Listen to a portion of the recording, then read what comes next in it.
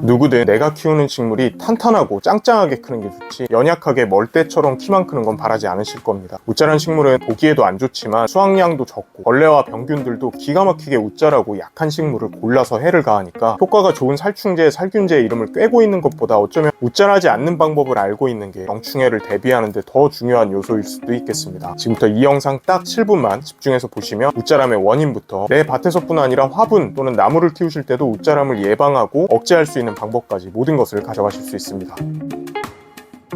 충분한 빛이 있으면 식물이 웃자라지 않습니다. 때문에 지금같이 자외선이 강할 때는 그늘이나 실내처럼 햇빛을 못 받는 특수한 상황이 아닌 이상은 식물이 웃자라지 않고 적당히 잘 자랄 수 있습니다. 햇빛을 잘 받지 못했을 때는 식물이 위기감을 느껴서 옥신, 지베레린, 브라시노스테로이드 같은 호르몬들로 식물이 빛을 더 잘 받으라고 생장과 발달을 억지로 돕게 되는데 음지에서 발생하는 그런 호르몬들이 웃자람의 원인이 됩니다. 그래서 어떤 식으로든 빛을 공급해주는 게 정말 중요한데 실내에서는 식물등 같은 것으로 인공적인 빛을 쬐어줄 수도 있고 밭에서는 햇빛이 자연의 섭리라 어쩔 수 없지만 작물을 심는 간격을 좀 신경 써줄 수 있습니다. 제식 간격을 좁게 하면 그늘을 만들고 햇빛을 받는 양이 줄기 때문에 튼튼하게 자라기가 어렵습니다. 고추 두둑에 관한 영상에서도 많이 강조했었는데 심는 간격을 넓게 하면 햇빛을 조금이라도 더 받게 되니까 덜 웃자라게 되고 그것이 수확량과 병충해에도 지대한 영향을 끼치게 되는 것입니다. 올해는 이미 다 작물을 심어서 어쩔 수 없는 분들도 내년부터는 조금씩 제식 간격을 늘려가시길 바라겠습니다. 질소가 웃자람의 원인이라고 말하면 그럼 질소가 나쁜 것이냐고 반문할 수 있겠죠. 질소는 다 아시다시피 식물의 생존에 아주 중요한 역할을 하는 기본적인 양분인데요. 그래서 질소 자체가 문제라기보다는 질소가 과한 것이 문제가 됩니다. 질소가 많아지는 원인은 몇 가지가 있는데 첫 번째로 퇴비를 다다익선이라고 생각하는 관행입니다. 어떤 작물을 심든 퇴비나 유박 비료를 우선 깔고 시작을 하는데 적정 시비량이 잘 안 지켜지는 경우도 많고 얼만큼이 적정한지도 사람마다 다르고 그 위에 또 질소 함량이 높은 복합 비료가 뿌려지게 되면서 전반적으로 밭에 질소가 과잉되는 경향이 있습니다. 두 번째로 비 오면 웃자란다는 말이 있죠. 비가 자주 오게 되면 비 자체에도 공기 중에 질소가 소량이지만 함유돼서 내리기도 하고 토양이 과습해지면서 뿌리가 여러 양분을 제대로 흡수하지 못하는데 식물의 뿌리가 맛이 가기 전에 가장 이동이 민첩한 질소 성분만 잘 흡수했을 가능성이 있고 또 흐린 날씨에는 햇빛이 가려지니까 아주 복합적으로 웃자람이 발생하게 됩니다. 세 번째로 질소 자체가 낮은 온도나 높은 온도에서도 다른 영양분에 비해 토양에서 잘 흡수가 되고 민첩하기 때문에 내 의지대로 골라서 먹을 수 없는 식물 입장에서는 원치 않는 편식을 하는 경우가 생기게 됩니다. 식물이 웃자라지 않게 하려면 햇빛이나 비, 지온 같은 자연의 영역은 우리가 통제하기 어렵기 때문에 그나마 할 수 있는 것은 질소 혼자서 너무 나대지 않게 우리가 잘 억제해주는 일이 되겠죠. 많은 분들이 질소 좀 적당히 해야지 마음을 먹어도 퇴비, 유박, 복합비료뿐 아니라 모든 영양제의 질소가 기본으로 포함되니까 식물을 잘 키우고 싶은 마음이 앞서는 분들은 나도 모르는 사이에 이것저것 주다 보면 질소를 많이 넣고 있을 수 있거든요. 거듭 말씀드리지만 질소 자체가 문제가 아니라 질소가 과한 것 그리고 질소 이외의 양분보다 질소가 월등히 많은 것이 웃자람의 원인이기 때문에 질소를 견제하고 경합할 수 있도록 양분들을 균형 있게 공급하는 것이 우리가 웃자람을 방지할 수 있는 최선이 아닌가 생각됩니다. 칼륨을 칼리, 가리라고도 부르는데 이 영상에서는 그냥 편하게 가리라고 부르도록 하겠습니다. 가장 대표적인 웃자람 방지제는 인산가리 제품인데요. 가리는 단독으로도 어느 정도 웃자람을 억제할 수 있고 인산과 가리가 함께 쓰일 때는 더 좋은 웃자람 억제 효과를 냅니다. 거기에 플러스로 식물 체내 양분의 균형까지도 잘 맞춰줄 수 있고요. 인산가리는 식물 내에서 가장 많이 필요로 하는 영양분 3가지 중에 2개니까 농도를 조금 짙게 준다고 해서 농도장애 문제의 걱정이 적고 뿌리와 열매를 맺는데도 당연히 좋은 역할을 하면서 어떤 결점이 딱히 없어서 웃자람에 있어서는 예나 지금이나 최적의 해결책이라고 할 수 있겠습니다.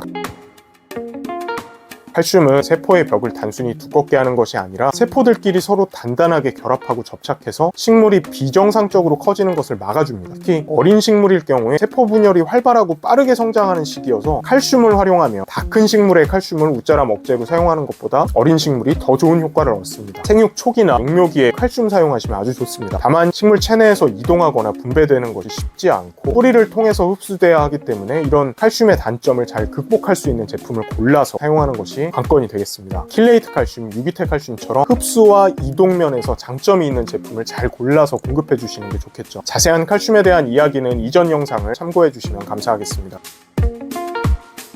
인산칼슘도 웃자람을 예방하고 열매의 착과와 상품성에 아주 좋은 영향을 줄 수 있습니다. 칼슘이 주는 좋은 효과에다가 뿌리 성장, 꽃, 그리고 열매 형성에 도움을 주는 인해 효과가 더해지며 과수나무와 같은 경우에는 정말 좋죠. 그래서 과수나무 웃자람에는 인산칼슘을 사용하는 것을 저는 적극 권장합니다. 다만 좋은 것에 좋은 것을 더했으나 이 두 녀석도 단점이 있는데, 인산이랑 칼슘 모두 토양에서는 뭐 철, 알루미늄, 흙 이런 거랑 결합하려고 하고 식물한테는 흡수 안 되기로 1등, 2등 하는 정말 말 안 듣는 애들입니다. 그리고 인산이랑 칼슘 둘끼리도 사이가 안 좋아서 기량작용이라고 하죠. 잘 섞이지 않는 성질을 가지고 있고, 반드시 이런 단점들을 극복한 인산칼슘 제품을 사용하시는 게 좋겠습니다. 그냥 일반적인 인산보다는 물에 잘 녹는 수용성 인산을 추천드리고요. 수용성 인산보다는 한 단계 더 나아가서 물에 잘 녹고 이동도 좋고 사슬처럼 인들끼리 연결되어 있어서 효과도 오래가는 폴리인산 제품을 추천합니다. 어려우시죠? 그냥 웃자람에 알맞은 제품을 몇 개 추천드리고 마치도록 하겠습니다.